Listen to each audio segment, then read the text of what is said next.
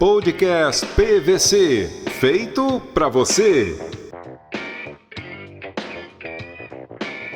Então, eu sou o Klaus Câmara, né? Sou o diretor desportivo aqui do Alverca hoje, mas tenho uma experiência grande de trabalho em clubes no Brasil. Sempre tive um intuito, né, de trabalhar e de estar na posição que eu estou hoje profissionalmente, mas com a intenção de construir um plano de carreira, né? Não apenas estar, mas ter vivenciado situações distintas dentro do futebol, ter vivido experiências também distintas, né? Trabalhei em clubes do Sul, clubes do Nordeste, do Sudeste, trabalhei nas mais diversas áreas do futebol, que isso para mim eu sempre vi como um grande elemento, né, fundamental na construção de um plano de carreira. Fui supervisor administrativo das divisões de base do Figueirense, em Santa Catarina, Florianópolis, onde eu comecei, onde eu me formei, onde eu fiz uma especialização e uma pós-graduação, né? Fiz uma continuidade de carreira pós-Figueirense para o Atlético Paranaense, como coordenador de captação do Atlético Paranaense. Depois fui para o Cruzeiro, como coordenador de captação também das divisões de base. Do Cruzeiro eu fui para o Fluminense como coordenador técnico. Do Fluminense eu voltei para o Cruzeiro já como diretor das divisões de base. E depois tive a transição, né, das divisões de base para o profissional em 2017 como diretor executivo de futebol. E ali pude viver uma grande experiência naquele ano, né, onde fomos campeões da Copa do Brasil. O clube vindo de grandes desafios, né, de 2015 e 2016.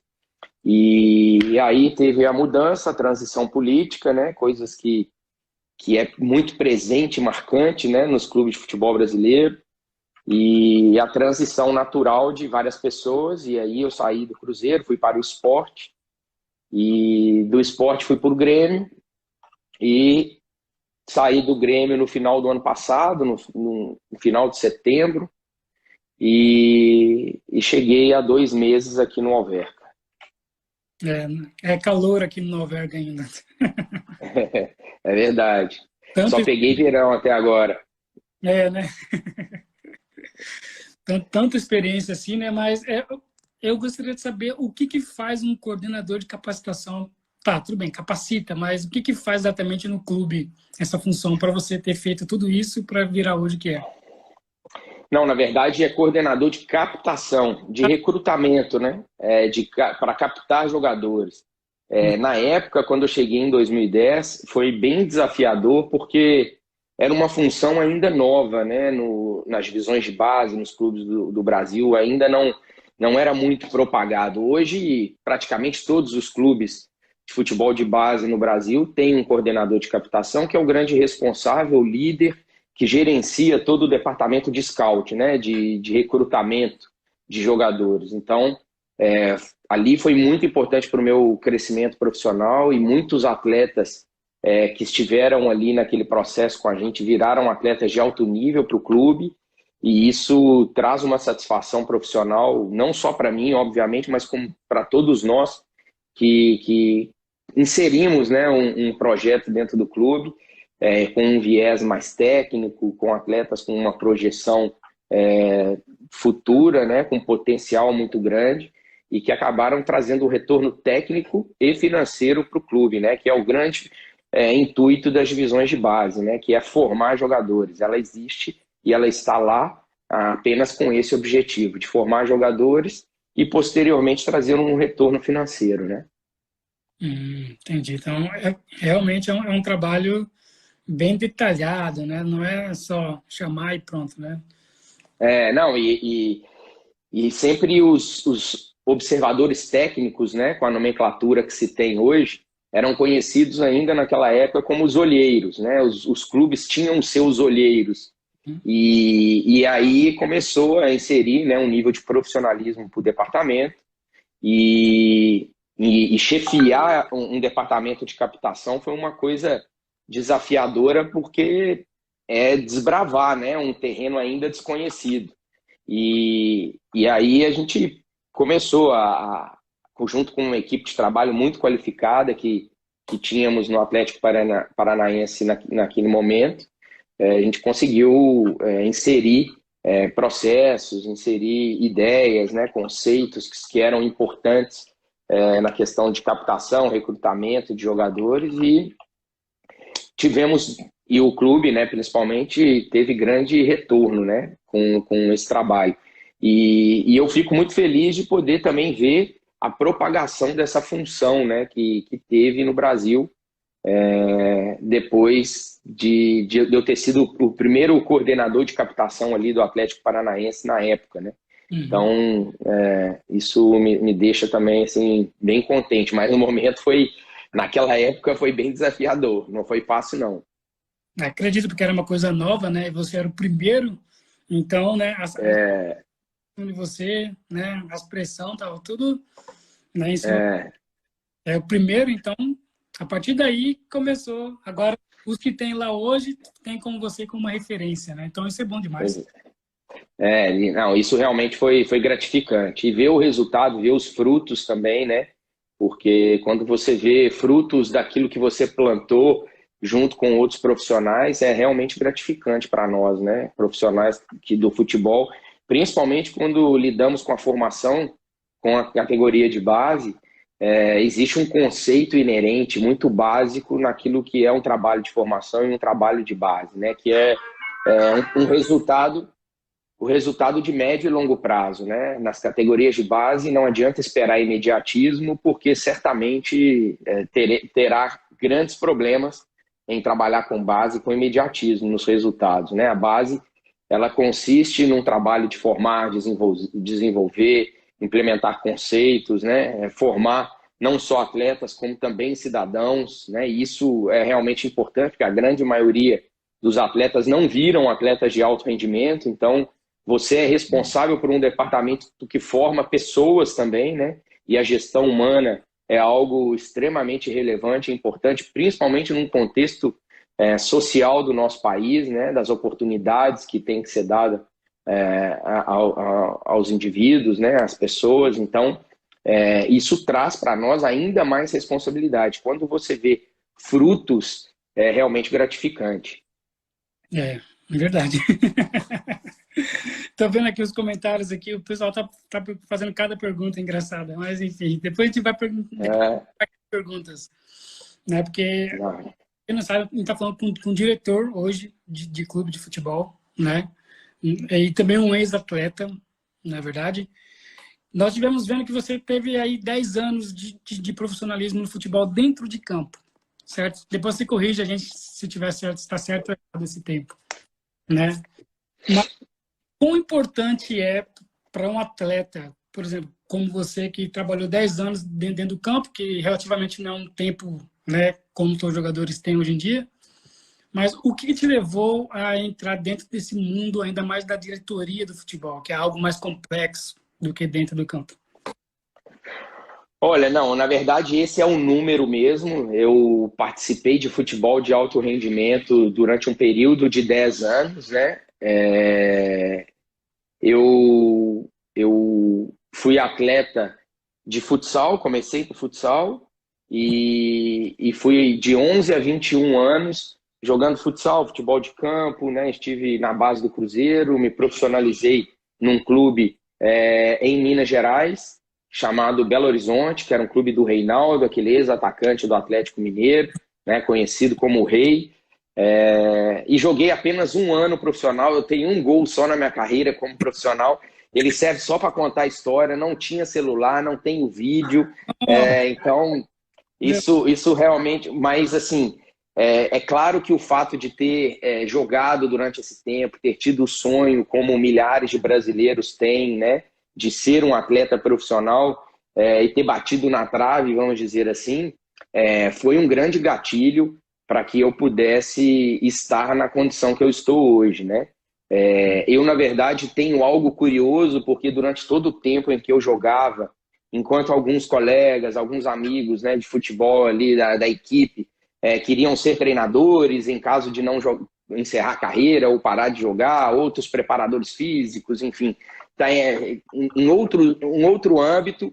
eu sempre me interessei muito, né, pela gestão. Eu queria saber como funcionava um contrato, eu queria saber como era uma logística, eu me interessava já por essas questões e esses aspectos relacionados à gestão.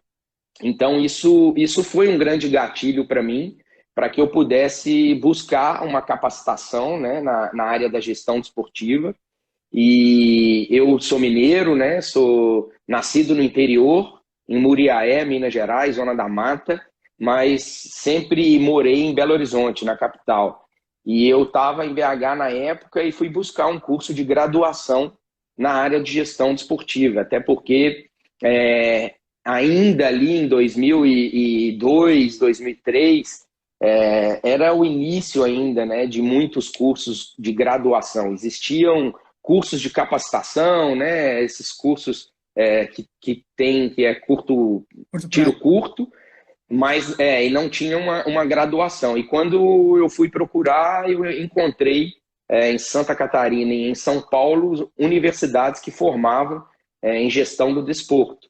E eu fui então para Florianópolis, na Unisul, e me formei lá porque a faculdade ela era para formação específica de gestor, né? Então, tenho uma gratidão enorme pelo curso que eu fiz, pela graduação, pelo início de toda a minha carreira ali.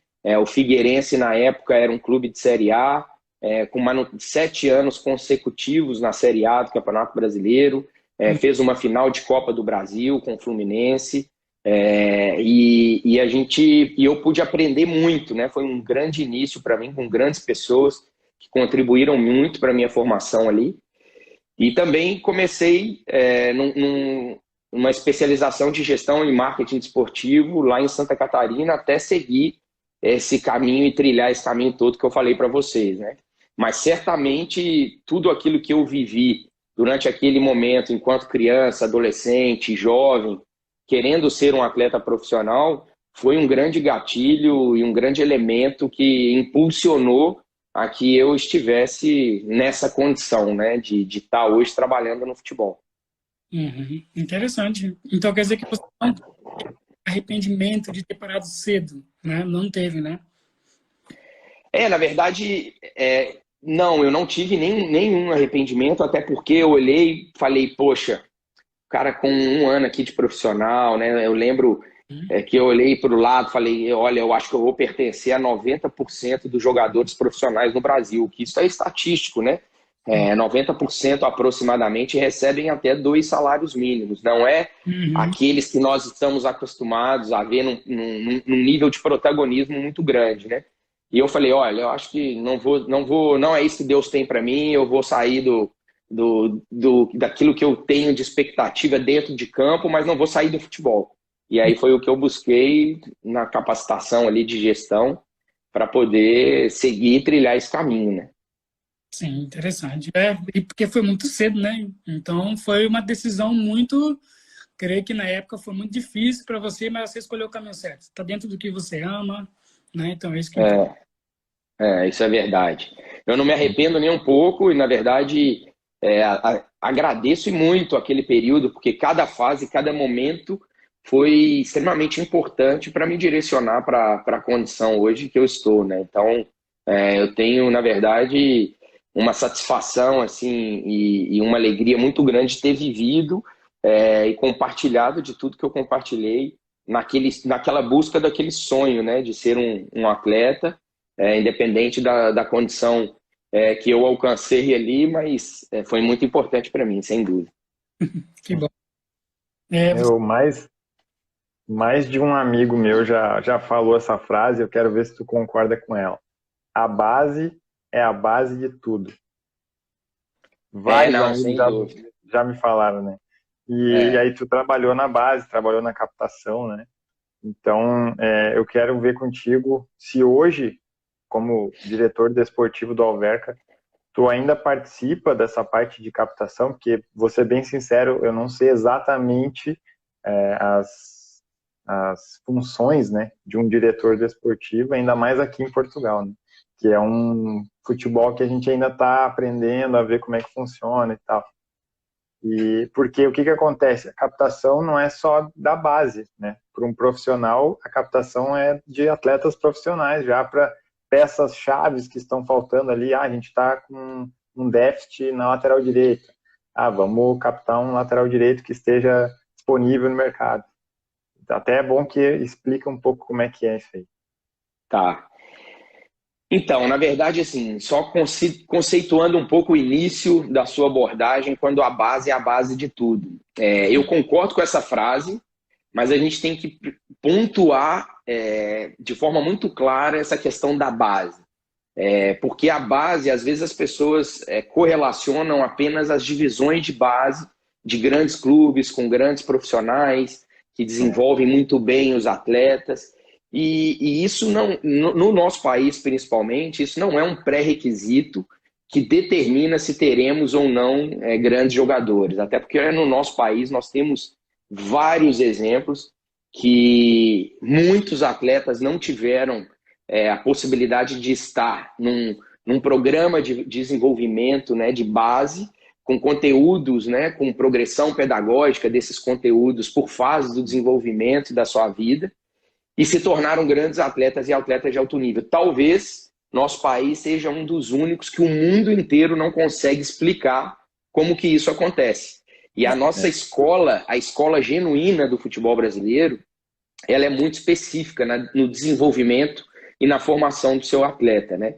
É claro que é importante a inserção de atletas nas divisões de base para poder seguir esse programa de formação, mas a gente tem que lembrar que não podemos considerar ele um único elemento de formação, né? A base pode ser aquele contexto que o atleta ou que aquele indivíduo está inserido na sua escola, no centro de formação que ele pertence, no campinho de várzea, naquela equipe que ele está jogando, que às vezes não tem treinamento, ele só joga final de semana, mas aquilo também está sendo importante para desenvolver o seu potencial. E a base, ela tem, no nosso país principalmente, as mais diversas escolas, né? Nosso país tem a rua, tem o futsal, tem os becos, os vielas, os campos de terra, os campos gramados, os campos sintéticos, a infraestrutura de qualidade. Nosso país tem em torno de 8 mil clubes registrados na CBF, aproximadamente 800 ativos. Se você colocar 40 clubes de elite, que é um cenário muito otimista, que possui infraestrutura, que possui torcida, que possui condições para formar jogadores, a gente está falando aí de aproximadamente 760 clubes que está numa condição que não é aquilo que nós temos como conceito da prateleira de cima, ou que muitas vezes nós visualizamos como sendo o ideal. Então, há os mais diversos níveis de formação no nosso país e que formam com qualidade, né? Tanto é que, se você pegar o último dado da FIFA, o Brasil é disparado o país com o maior número de transferências internacionais.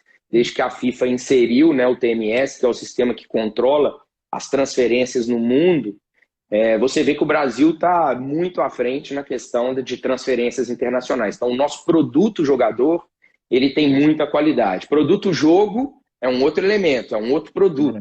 Mas quando se trata do jogador, nós produzimos e muito bem.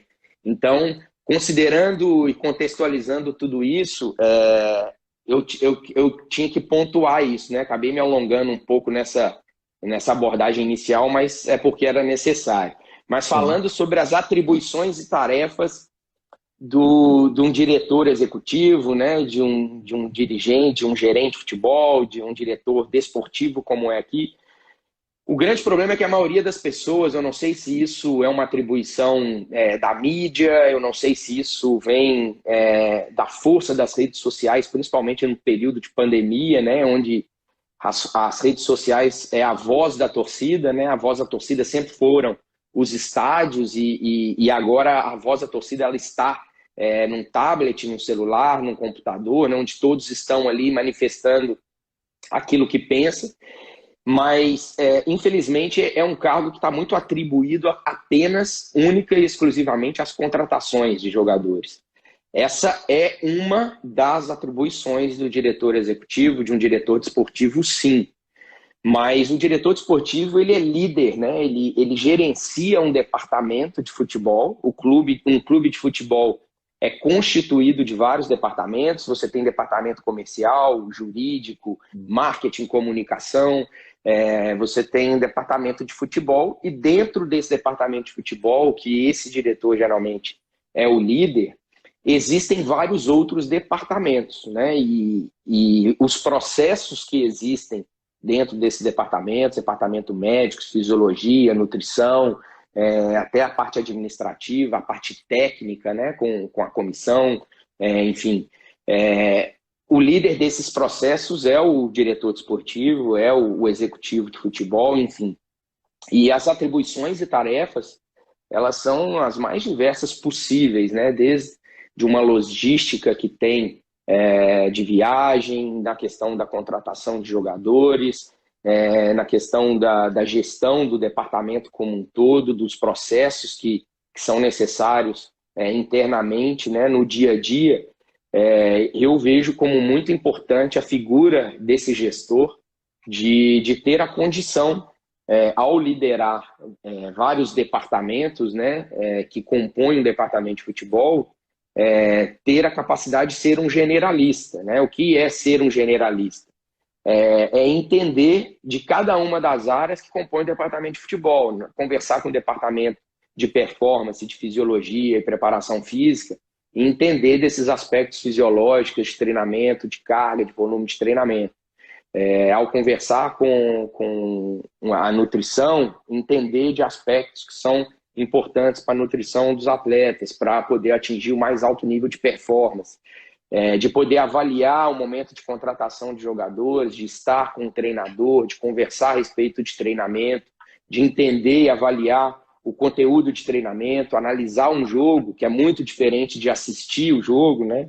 Então, isso é papel do dirigente, tentar ser e tomar as decisões o mínimo possível na emoção, né? Ou zero, se for possível, porque tem que ter decisões que são racionais. A emoção, ela fica para o torcedor, e o que atrapalha muito as decisões de um departamento de futebol, principalmente no Brasil, são as decisões baseadas nas questões emotivas, né? Passionais. Então, o papel do dirigente é ser esse agente que transita com a diretoria, né, com o conselho, com a direção da instituição, e, ao mesmo tempo, está dentro do vestiário, está dentro do dia a dia, né, dos departamentos que compõem o futebol, e faz essa interlocução de poder transitar nessas esferas, né? Eu acho que isso é fundamental para a figura do gestor.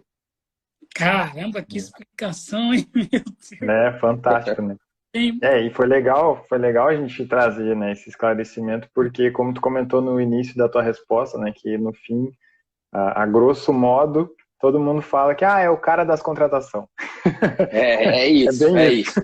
Não, e o que é mais agravante ainda, PVC, o mais agravante é a qualificação desse profissional estar correlacionada ao sucesso daqueles atletas que foram contratados. Aí aquele executivo, aquele diretor, ele se torna bom. Agora, se porventura aqueles atletas que foram contratados não performarem bem, aquele profissional que trouxe, ele é ruim.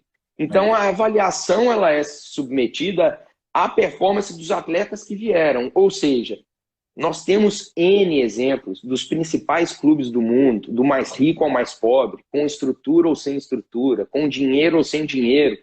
Todos trazem jogadores com expectativas. Agora, a realidade dele performar ou não, ela está inerente a uma série de fatores, né? Multifatorial mesmo. Nós estamos falando de seres humanos, né? De pessoas, de momentos, né? De várias circunstâncias que podem interferir, impactar, influenciar na performance daquele atleta. Então, tem atleta que performa em um determinado clube muito mal, né? Ele tá ali, ele tá muito mal, e de repente ele vai para outro clube e ele destrói. Tem um nível de performance. O Grêmio, por exemplo, que você tá aí com a camisa, né? E que eu estive presente recentemente, o Diego Souza era um atleta que vinha do Botafogo e do São Paulo, que não estava com níveis de performance de acordo com o potencial que ele tem. Então é isso. Quero mais uma vez agradecer também a Tudo Assessoria, que conseguiu aí o contato do Klaus para a gente poder ter, eu vou chamar de aula, viu? Isso aqui foi uma aula de futebol, né? De gestão de futebol. E foi o mais legal é que foi de graça, não precisei pagar por isso. Estou muito feliz. Essa informação não chegou para mim aqui. Eu estou esperando aqui, como diz no Brasil, o Pix. Aqui nós não temos. Não, brincadeira. Obrigado aí. Foi um prazer imenso. Aprendi muito também. E se tivermos oportunidades aí no futuro, vai ser um prazer novamente. Sim. Obrigado a todos que participaram, né? Que estiveram presentes aí também, prestigiando a gente, né? E satisfação, uma boa noite aí para todos que estão em Portugal, né? Boa tarde aos brasileiros. E vamos em frente. Klaus, muito obrigado. É isso aí. Até a próxima, se tudo der certo. Obrigado, amigo. Obrigado a todos aí. Valeu. Um abraço, satisfação. Valeu. Um abraço. Sucesso aí. Valeu. Para vocês também.